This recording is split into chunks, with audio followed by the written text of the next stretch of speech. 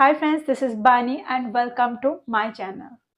বন্ধুরা, আমরা যখন সেন্টেন্সে few, a few, the few এর ব্যবহার করি, আমরা প্রায় কনফিউজড হয়ে যাই। আমরা বুঝতে পারি না যে সেন্টেন্সে কোন অর্থে কোনটার ব্যবহার করা উচিত। আবার ঠিক একইভাবে যখন আমরা সেন্টেন্সে লিটল আর দ্য লিটল এর ব্যবহার করি, তখনও আমরা কনফিউজড হয়ে যাই যে প্রত্যেকটার আলাদা আলাদা অর্থ কি আসছে আর সেন্টেন্সে আমরা কোন অর্থে এগুলোকে ব্যবহার করতে পারি। আর তোমাদের যদি একই কনফিউশন থেকে থাকে তাহলে কিন্তু আজকের ভিডিওটা খুব ফ্রুটফুল হতে চলেছে তোমাদের জন্য। তোমরা আজকের এই ভিডিওটাতে জানতে পারবে যে আমরা কখন কোনটার ব্যবহার করতে পারি, অর্থাৎ কোন অর্থে আমরা কোনটার ব্যবহার সেন্টেন্সে করতে পারি, কোথায় আমাদের ফিউ এর ব্যবহার করা উচিত, আবার কোথায় আমাদের আ ফিউ এর ব্যবহার করা উচিত, আবার কোথায় দ্য ফিউকে আমরা ব্যবহার করতে পারি। লিটল এর ক্ষেত্রেও ঠিক একই, লিটল আর দ্য লিটলকে আমরা সেন্টেন্সে কখন কি অর্থে ব্যবহার করতে পারি। তো আজকের ভিডিওটাও কিন্তু খুবই ফ্রুটফুল হতে চলেছে। তোমরা কোথাও যেও না, আমার সাথে ভিডিওটা একদম শেষ পর্যন্ত থাকো। আর যারা চ্যানেলে নতুন অর্থাৎ প্রথম আমার ভিডিও দেখছো তারা প্লিজ চ্যানেলটাকে সাবস্ক্রাইব করে নিও, তাহলে যখনই আমি ভিডিও আপলোড করব তোমরা নোটিফিকেশন পেয়ে যাবে। তো আর দেরি না করে চলো শুরু করা যাক আজকের ভিডিও। সবার আগে আমাদের জানা দরকার যে ওয়ার্ডগুলোকে কি বলে। দেখো, এই ওয়ার্ডগুলো হলো ডিটারমিনার্স। ডিটারমাইনের অর্থ হলো নির্ধারণ করা, আর যারা নির্ধারণ করে তাদেরকে বলা হয় নির্ধারক। তো এগুলো হলো ডিটারমিনার্স, যার অর্থ হলো নির্ধারক। আর এই ডিটারমিনার্স গুলো নাউনের পরিমাণ বা সংখ্যা নির্ধারণ করে, তাই এগুলোকে আমরা বলবো কোয়ান্টিফায়ার্স। এবার আমরা জানবো সেন্টেন্সে কোনটার কখন ব্যবহার হয়, অর্থাৎ কোনটাকে আমরা সেন্টেন্সে কখন ব্যবহার করতে পারি। সবার আগে আমরা শুরু করব ফিউ দিয়ে, আর এটাও জানবো few, a few are the few এর মধ্যে কি পার্থক্য। ফিউ এর অর্থ হলো না এর সমান, অর্থাৎ নেই বললেই চলে, খুবই কম, যেখানে নট এনাফকে শো করছে, যেখানে পর্যাপ্ত জিনিসটা নেই এটা বোঝাচ্ছে।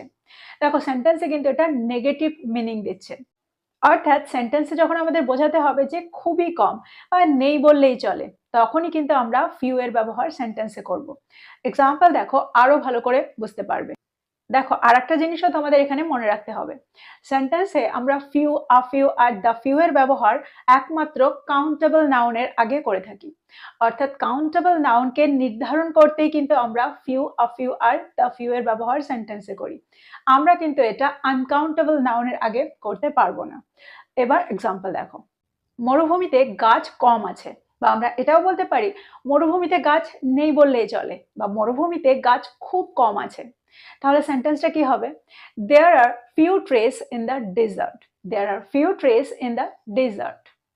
সাফল্যের পথে খুবই কম শর্টকাট আছে।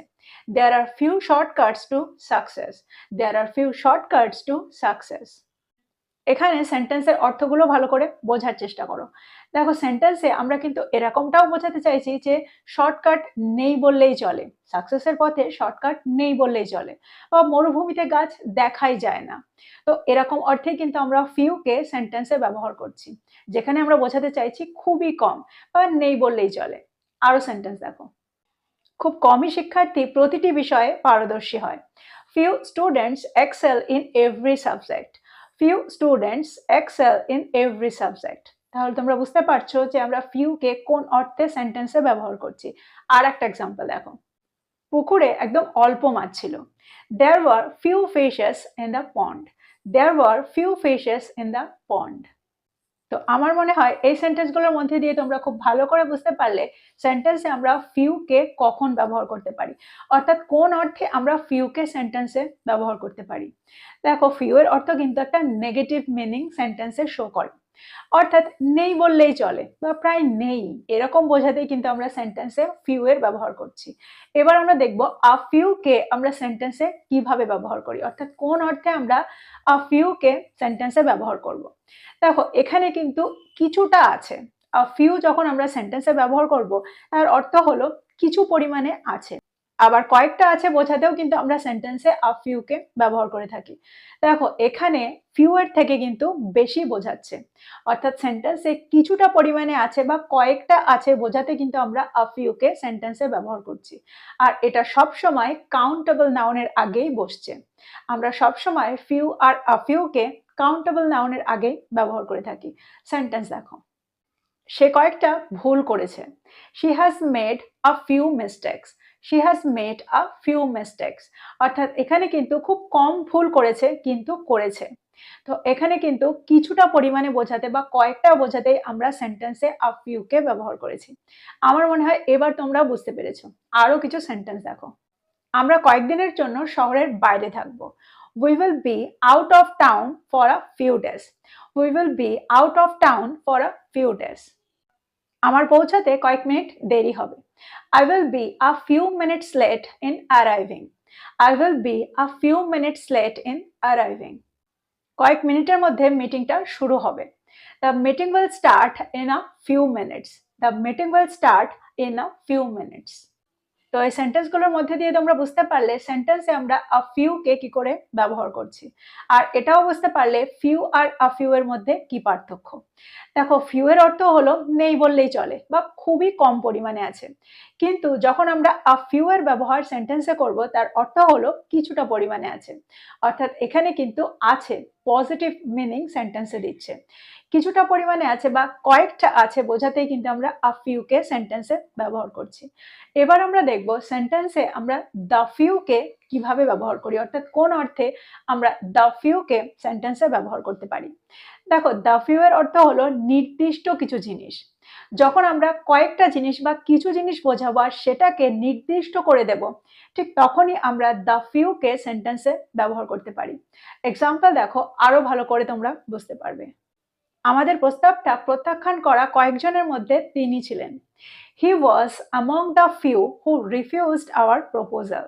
He was among the few who refused our proposal. গাছে থাকা কয়েকটা আপেল ইতিমধ্যে পেকে গেছে। The few apples left on the tree are already ripe. The few apples left on the tree are already ripe.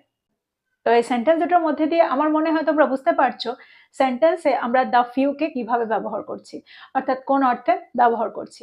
দেখো, তোমরা যারা আর্টিকেল জানো তারা খুব ভালো করে বুঝতে পারছো, যারা এ এন্ড দি এর ব্যবহার জানো তারা খুব ভালো করে বুঝতে পারছো যে আমরা দি কে অর্থাৎ দা কে সেন্টেন্সে কিভাবে ব্যবহার করি। কোনো নাউনের আগে যখন আমরা ওই নাউনটাকে নির্দিষ্ট করে বোঝাতে চাই তখনই কিন্তু আমরা সেন্টেন্সে দি এর ব্যবহার করে থাকি, আর ঠিক এখানেও কিন্তু আমরা সেটাই করছি। এবার তোমরা বুঝতে পারছো সেন্টেন্সে few, a few are the few এর মধ্যে কি পার্থক্য, আর সেন্টেন্সে আমরা এগুলোকে কখন ব্যবহার করে থাকি। এবার আমরা দেখব লিটল এর ব্যবহার, অর্থাৎ সেন্টেন্সে আমরা লিটল, আ লিটল আর দ্য লিটল কে কি অর্থে ব্যবহার করতে পারি, আর এগুলোর মধ্যে পার্থক্যটা কি। সবার আগে তোমাদের এটা মনে রাখতে হবে যে সেন্টেন্সে আমরা সব সময় লিটল এর ব্যবহার আনকাউন্টেবল নাউনের আগে করব, অর্থাৎ যেগুলোকে গোনা যায় না, যেমন নুন, চিনি, সময়, এগুলোকে কিন্তু আমরা গুনতে পারি না। আমরা মিনিটকে গুনতে পারি, সেকেন্ডকে গুনতে পারি, আওয়ার গুনতে পারি, কিন্তু আমরা সময়কে গুনতে পারি না। আর ঠিক সেই কারণে আমরা সময়ের আগেও কিন্তু লিটল এর ব্যবহার করতে পারি। আর লিটল এর ব্যবহারও কিন্তু আমরা ফিউ এর মতোই করে থাকবো, অর্থাৎ সেন্টেন্সে আমরা লিটল এর ব্যবহার আর ফিউ এর ব্যবহার কিন্তু একই অর্থে করব। শুধু একটা জিনিস মনে রাখতে হবে, ফিউ কে আমরা কাউন্টেবল নাউনের আগে করে থাকি আর লিটল এর ব্যবহার আমরা আনকাউন্টেবল নাউনের আগে করে থাকি, কিন্তু লিটল এর অর্থও কিন্তু একই রকম, অর্থাৎ যার অর্থ হলো প্রায় নেই বললেই চলে, খুবই কম, অর্থাৎ সেন্টেন্সে নেগেটিভ মিনিং বোঝাচ্ছে। এরকম অর্থেই কিন্তু আমরা লিটল এর ব্যবহার সেন্টেন্সে করব। এবার কিছু এক্সাম্পল দেখো। আমার নষ্ট করার মতো সময় কম। I have little time to waste. I have little time to waste. তার ওই বিষয়ে সামান্য জ্ঞান ছিল। She possessed little knowledge of that subject. She possessed little knowledge of that subject.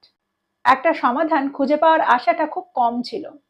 There was little hope to find a solution. There was little hope to find a solution.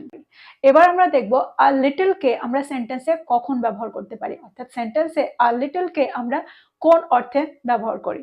দেখো, এখানেও কিন্তু সেই একই রকম, অর্থাৎ a few কে আমরা সেন্টেন্সে যে অর্থে ব্যবহার করেছি এখানেও আমরা a little কে সেই অর্থেই ব্যবহার করব।